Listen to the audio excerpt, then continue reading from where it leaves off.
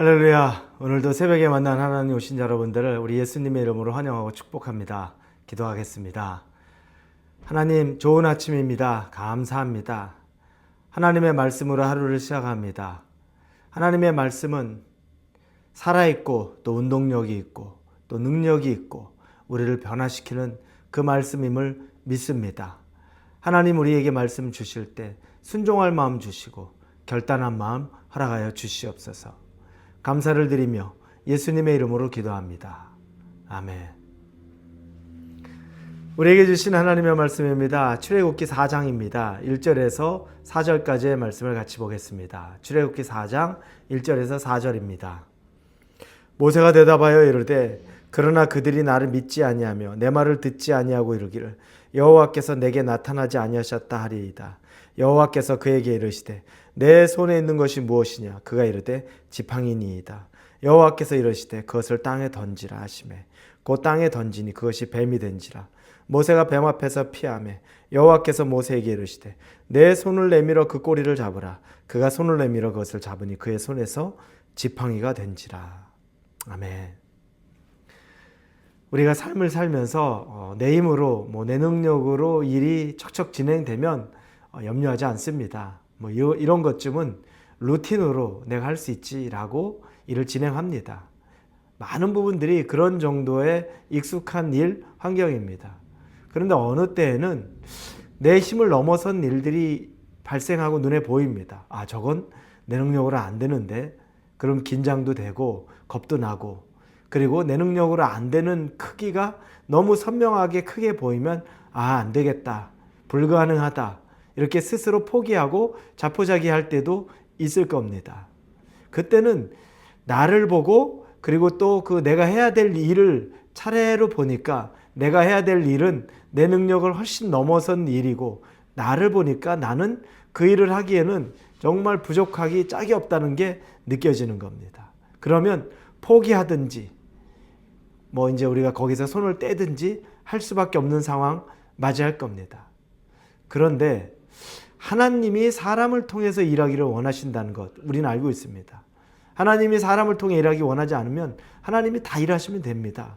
우리에게 어떤 일을 사역이라고 말하는 것, 또 우리 개인을 통해 하시는 일들, 또 교회를 통해 하시는 일들, 이런 일들을 굳이 우리를 통해 할 게 없이 하나님이 다 해주시면 됩니다. 해버리면 끝이 납니다. 괜히 사람들한테 하나님이 이런저런 원망 들으면서 왜 나한테 이런 일 시키셨나요? 이런 일 없이 하나님이 깔끔하게 할 수 있습니다. 그런데 우리를 통해 하나님이 일하시겠다는 건 우리를 통해 영광을 받으심과 동시에 우리에게 하나님이 누구신가를 보여주기 원한다는 분명한 사인이 되는 겁니다. 그러면 우리가 하나님의 일을 한다는 건 우리의 수준에 맞는 일만 하는 건 아닙니다. 내 수준을 훨씬 넘어선 일을 하나님이 말씀할 때가 있습니다. 모세가 지금 그걸 경험합니다. 바로 앞에 나가서 자기 백성을 끌고 나와야 되는 겁니다. 출애굽시켜야 되는 거죠. 그런데 정작 바로 앞에 가서 하나님이 내게 말씀하셨다. 하나님이 우리 백성을 당신에게 끄집어내도록 말하라고 했다라고 할 때 바로가 하나님이 그 말을 했다는 증거가 어딨냐? 네가 누군데 이 말을 하면 모세가 생각할 때 자기는 정말 보잘것없는 목동에 불과하거든요. 그러니까 내가 할 말이 없습니다, 하나님 앞에. 그런 얘기를 하는 거예요. 나 능력 없습니다, 하나님. 누가 내 말 믿겠습니까? 그때 하나님이 모세에게 한 가지를 이야기해 주죠. 너 손에 있는 게 뭐니? 지팡이 아니냐? 그 지팡이를 땅에 던져봐라. 모세가 순종하여 던집니다. 그러자 그게 뱀이 됩니다. 화들짝 놀라서 피하죠. 그때 하나님이 다시 그 지팡이 꼬리를 잡아라. 모세가 또 잡습니다. 그러자 그 뱀이 다시 지팡이가 됩니다. 지팡이가 뱀이 됐다가 뱀이 다시 지팡이가 됩니다. 이걸 하나님이 모세에게 보여준 이유가 뭘까요? 분명하죠. 지팡이는 모세가 목동 때부터 아마 쓰던 걸 겁니다. 늘 손에 붙든 거. 그런데 대단한 능력이 있는 게 아닙니다. 그냥 항상 손에 붙들린 바 됐던 것 뿐이죠. 그런데 그걸 하나님의 말씀 의지하여 던지고 나니까 뱀으로 기적적으로 그게 바뀝니다. 화들짝 놀라 있을 때 다시 그 뱀의 꼬리를 잡으니까 지팡이로 변합니다.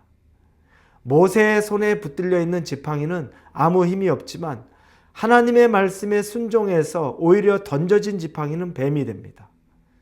그리고 하나님이 말씀하여서 두려워하는 그 지팡이를 잡으니 다시 뱀을 잡으니 다시 지팡이가 됩니다.